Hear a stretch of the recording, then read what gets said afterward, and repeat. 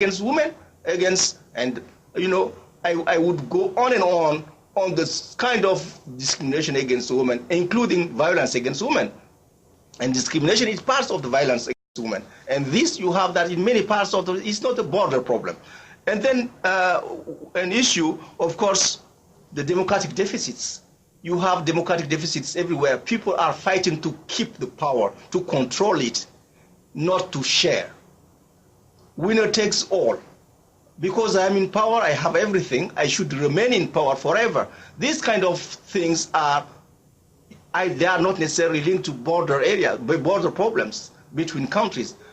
I would see it much more when there is conflict amongst states, international conflict.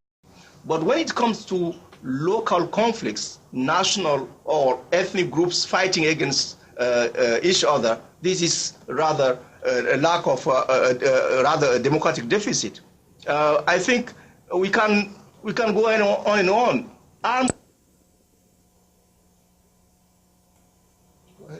Root causes on all kinds of evils that are haunting our continent. So I don't see it only from the border perspective.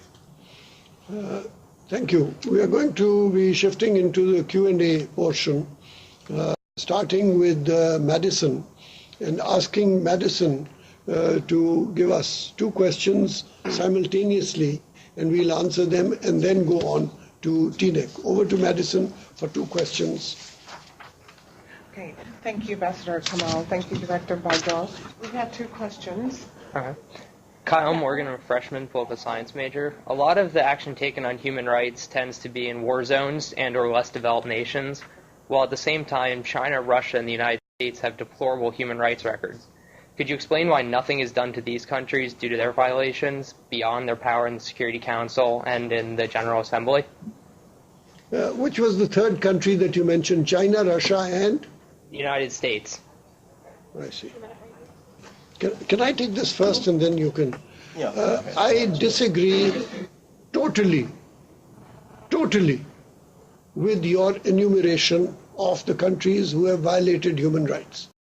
The major violators of human rights are the European nations which conducted colonialism.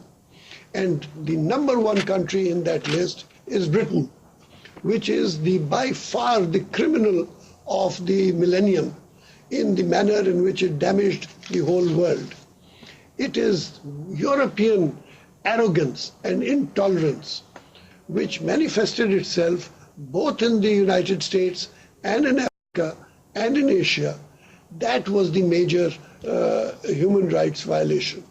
Now, you give us the impression that by listing China, Russia, and the United States, that you are thinking only in terms of the recent past.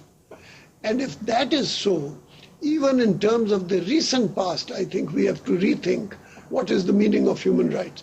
Human rights means the denial of tolerance, the denial of rights to individuals to make a decent life for themselves. If that is the definition of human rights, then you may find that you get very odd results. One of them is, for example, that you have the right to migration. After all of us migrated out of Africa. All of us, without exception, come from Kenya. And so migration has been a fundamental force in human rights over 50,000 years of human history. And the question then is the denial of migration, which is passports, visas, immigration rules, is a denial of migration a denial of human rights or not? Think about it and try to find your own answer to the question, because you have to find a definition of human rights. The second point is this question of right of development and poverty.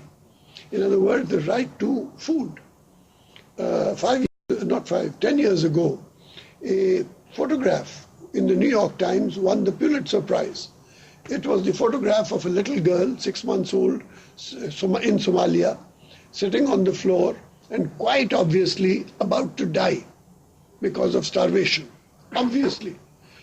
And if you did not spot it yourself, there was proof in the picture, because the picture had a vulture sitting next to this baby girl, waiting for the baby girl to die so that he could start eating her up. Now, the problem is not the girl and it's not even the picture. The problem is the photographer, that is to say you, because all this is happening in front of you and you close your eyes and you say, no, no, no, take care of it yourself.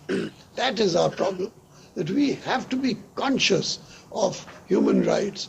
And human rights is not about free speech, it's about not dying from starvation in the first place. Would you like to disagree with me, sir? I would like to say that our interlocutor in Madison agreed with you in one point. You said you disagree totally with him. He said he's talking about selectivity. So you asked that question to me as well. There is some selectivity. I would say, I would rather refer to human rights movement. I say movement, I am insisting on human rights movement because that's the only way for us to engage every single country in the world.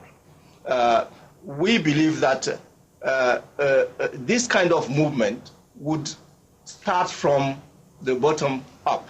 It shouldn't be just the Universal Declaration of Human Rights, the governments or parties to the convention talking to the UN and so on and so forth, but rather a human rights learning program that would allow every single individual to know his rights and know the rights of his neighbors and move these countries ahead in respecting the human rights of their nationals and their citizens.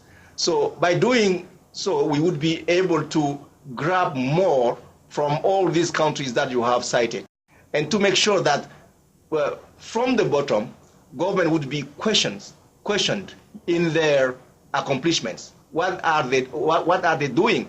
And human rights should be part of the presidential campaign. It should be explained to people. It should leaders or prospective leaders should be asked or questioned on their human rights programs. What are they going to accomplish to move the cause of human rights? By doing so, we would be in a position to engage those of the countries who are still very reticent in accepting human rights as a leitmotif in their programs and in their political plans. Back to Madison. I'm sorry I made the error of not asking them for their second question straight away. The second question from Madison, please. Hi, my name is Colby Thompson. I'm a freshman here at FTU and a history major, and I would just like to know what is the most critical factor for achieving respect of basic human rights in very poor countries? It's all yours. You are talking about the critical factor that is impeding the respect of human rights, if I get you correctly? Yes, in poor countries. Yeah, in developing countries. I cited a few when I was answering the questions that I got earlier. One of them is, I said, the most important challenge is poverty. And people are fighting over very scarce resources. We believe strongly that if governments and member states could tackle the issue of poverty, then it is already a very important move towards respecting human rights. Another aspect is impunity. How come that some people could just enrich themselves, embezzle money without having the responsibility to govern should also have this portion of accountability.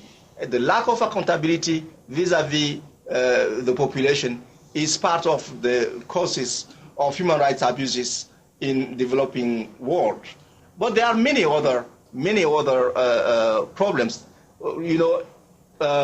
Foreign interference into the situations in poor countries, or simply the big inheritance from the colonial regime, as Ambassador Kamal described it, is part of the underlying challenges that nascent countries would have to overcome to be able to move the human rights cause ahead.